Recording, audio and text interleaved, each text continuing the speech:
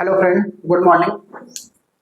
जैसा कि हमने आपको बताया था कि यूपी ट्रिपल एससी का क्लास हम लोगों ने शुरू कर दिया है। ठीक है, तो कल की क्लास में हम लोगों ने अल्फ़ाबेट के बेसिक बातों को सीखने और समझने का प्रयास किया था और हम लोगों ने ये देखा था कि कितने टाइप के कितने वैरायटी के क्वेश्चन वहाँ पूछे जाते हैं। ठीक है, अब हम इनके क्वेश्चन को देखते हैं और उनको सीखते हैं कि कैसे हम कम टाइम में अपने क्वेश्चन को सॉल्व करते हैं। तो चलिए आइए सबसे पहले हम सबसे पहला कॉन्सेप्ट शुरू करते हैं। जो सबसे पहला हमने आपको बताया था कि यूजुअल ऑर्डर। अब यूजुअल ऑर्डर ए से जेड की ओर। ठीक है, तो ध्यान से देखिएगा। अब इसके अंतर्गत अगर मैं बात करूं तो इसके भी अंतर्गत 4 टाइप के क्वेश्चन पूछे जाते हैं। कितने टाइप के मेरे दोस्त? तब आप कहोगे सर 4 टाइप के क्वेश्चन पूछे जाते हैं। ठीक है, तो यूजुअल ऑर्डर में आपको 4 टाइप के क्वेश्चन देखने को मिलेंगे।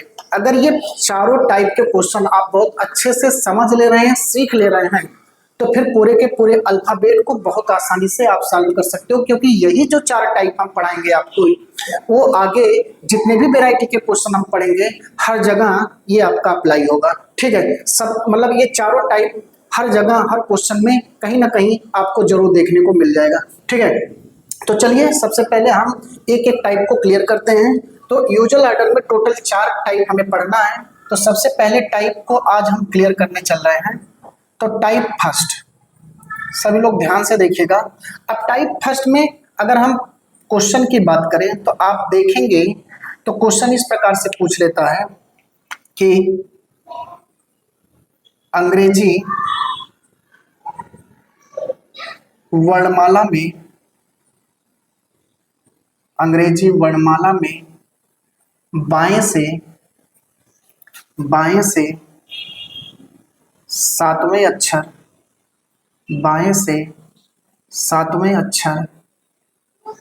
के बाएं चौथा अक्षर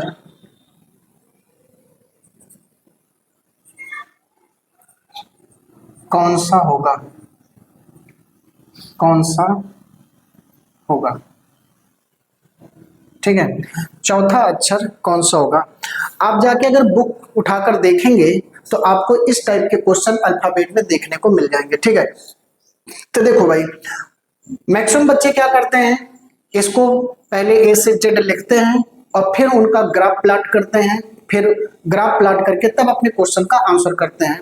तो मेरे भाई, अल्फाबेट को लिखना, फिर ग्राफ प्लॉट करना, ग्राफ प्लॉट करके फिर आप अपने आंसर को जब करेंगे तो आप बहुत ज्यादा टाइम लगा देंगे और एग्जाम में हमारे पास इतना टाइम नहीं होता है कि हम उस प्रोसेस से मतलब बेसिक अप्रोच का यूज करके हम अपने क्वेश्चन का आंसर करें तो हम सफलता पा पाएंगे। ठीक है, तो हम सिलेक्शन नहीं पा पाएंगे, ये बात ध्यान रखिएगा।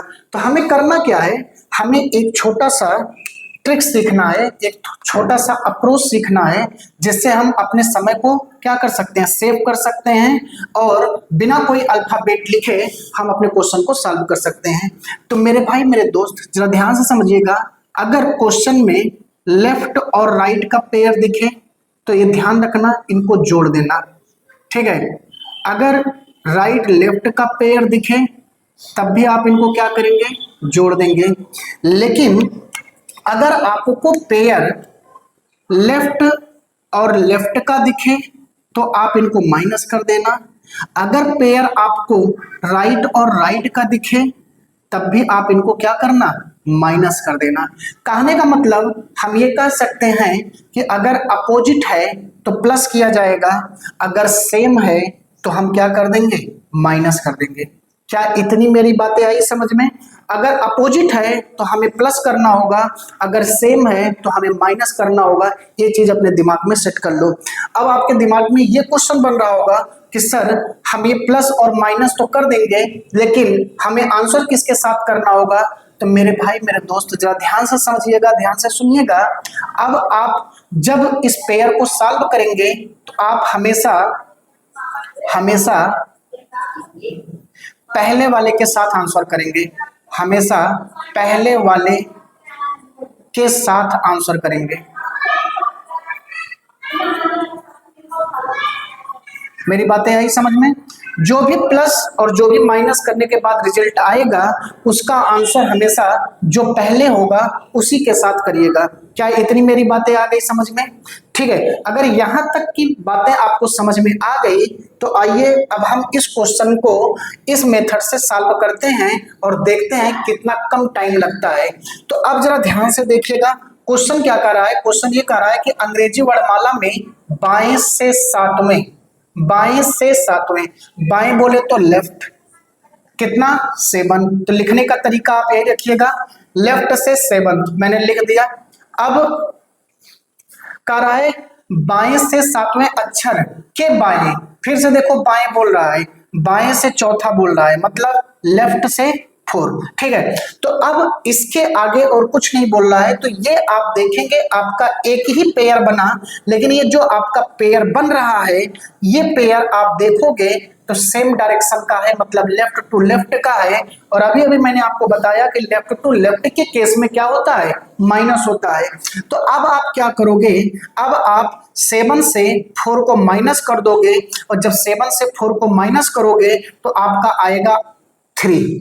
तो ध्यान से देखिए, यहां पहले कौन था? ये लेफ्ट था, तो यही जो लेफ्ट पहले है उसी के साथ हम अपने क्वेश्चन का आंसर कर रहे हैं। तो क्या आ गया मेरे दोस्त? लेफ्ट से 3rd आया। अब आप कहोगे सर आगे और कुछ नहीं है, तो अब हम और किसी के साथ इसका पेयर नहीं बनाएंगे।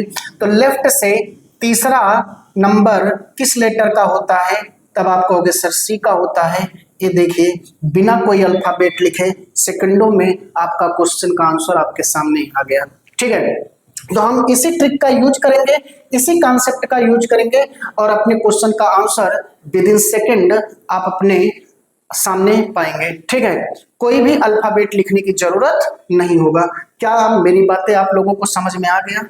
बोलो भाई, सभी लोग बताओ, क्या आपको सारा कॉन्सेप्ट समझ में आ गया? हमें करना क्या है? ठीक है, तो हम इस प्रकार से अपने क्वेश्चन का आंसर करेंगे। हाँ, एक बात और ध्यान से समझ लो, एक आप नोट बना के लिख लीजिएगा, एक नोट बना के लिख लो कि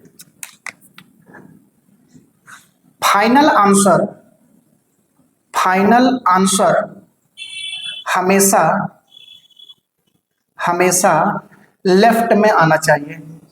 फाइनल आंसर हमेशा लेफ्ट में आना चाहिए। अब आप कहोगे सर अगर राइट में आ जाएगा तो क्या करेंगे? तो मेरे भाई उसके लिए अभी हम आगे आपको कॉन्सेप्ट सिखाएंगे। ठीक है, लेकिन ये नोट आप अपने दिमाग में सेट कर लो कि आपका जो फाइनल आंसर है वो हमेशा लेफ्ट में आना चाहिए। क्यों आना चाहिए? क्योंकि मेरे भाई आपने देखा होगा जो हम अल्फाबेट लिखते हैं उसका जो ऑर्डर होता है वह लेफ्ट से राइट की ओर होता है, और इसके जो वैल्यू को हमने याद किया है वह वैल्यू भी हम लेफ्ट से राइट की ओर याद किए हैं, 1 से लेकर 26 तक याद किए हैं। तो जो 1 से लेकर 26 का क्रम है वह लेफ्ट टू राइट की ओर ही तो जा रहा है।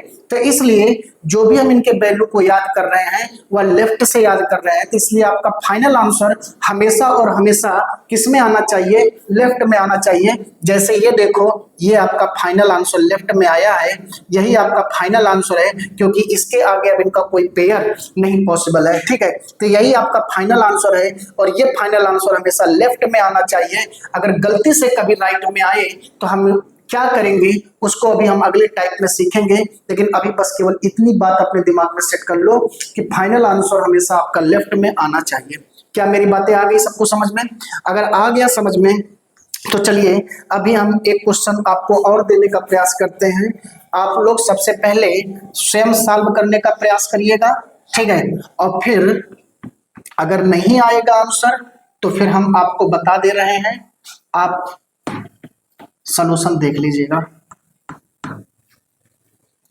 लेकिन सबसे पहले क्वेश्चन आप लोग स्वयं सॉल्व करने की कोशिश करेंगे। ठीक, तो चलिए अब हम अगले क्वेश्चन को देखते हैं। अगला क्वेश्चन ये कह रहा है कि अंग्रेजी वर्णमाला में बाएं से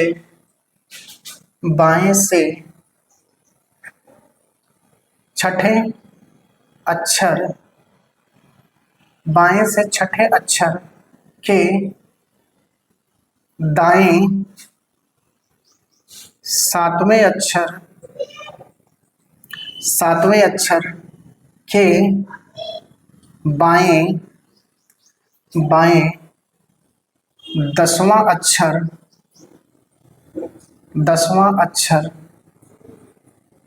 कौन सा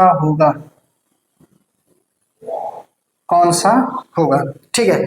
अब जैसे ये क्वेश्चन दे दिया, अब इस क्वेश्चन को सॉल्व करना है, तो मेरे भाई किसी भी प्रकार का कोई अल्फाबेट लिखने की जरूरत नहीं है। ठीक है, शॉर्ट में क्वेश्चन को लिखो और तुरंत उनको सॉल्व कर दो, बस वैल्यू याद कर लो। ठीक है, और अगर वैल्यू याद करने के चक्कर में पड़ोगे तो शायद वो चीजें आपको बहुत ज्यादा हार्ड वर्क लगे, कठिन वर्क कार्य लगे। ठीक है, आपको क्या करना है, आपको ज्यादा से ज्यादा क्वेश्चन को सॉल्व करना है। जितना क्वेश्चन सॉल्व करोगे उतना ज्यादा वैल्यू आपको याद होता चला जाएगा। ठीक है, आप 50 क्वेश्चन सॉल्व कर डालो तो देखो आपको एक एक लीटर का वैल्यू याद हो जाएगा। तो आइए हम क्वेश्चन को सॉल्व करते हैं। देखो हमें करना क्या है, करा के अंग्रेजी वर्णमाला में बाएं से छठा, तो बाएं से लेफ्ट 6 हो गया। अब के दाएं 7वें अक्षर के दाएं बोले तो राइट, R7 हो गया। अब फिर क्या करा है, के बाएं 10वें अक्षर के बाएं बोले तो लेफ्ट 10वां। अब यही तो आपसे पूछा जा रहा है। अब आप इनको पेयर बना कर आगे सॉल्व कर दो। तो पहला जो पेयर बना तो आप देख पा रहे हैं लेफ्ट और राइट का पेयर बना। लेफ्ट और राइट बोले तो अपोजिट है, और अपोजिट के केस में अभी मैंने आपको बताया था कि क्या होता है, प्लस होता है, जुड़ता है। तो ये जुड़ जाएगा, तो इनके नंबर्स आपस में जुड़ जाएंगे, लेकिन लिखे किसके साथ जाएंगे, जो पहले होगा। तो पहले यहाँ कौन है, L है। अब आप जोड़ोगे तो 6 और 7 जोड़ोगे तो 6 और 6 12, 1 13, कितना आ गया, 13 आ गया। ठीक है, अब अभी आप देखेंगे कि इनका यूज नहीं हुआ है तो ये बच रहा है, तो इसको ले आके हम यहाँ कनेक्ट करेंगे। फिर जो अगला पेयर बना वो पेयर आपका लेफ्ट और लेफ्ट का बना। लेफ्ट और लेफ्ट मतलब सेम डायरेक्शन, और सेम डायरेक्शन के केस में क्या होता है, माइनस होता है। अब हम इनको माइनस करेंगे, लेकिन लिखेंगे हमेशा पहले वाले के साथ।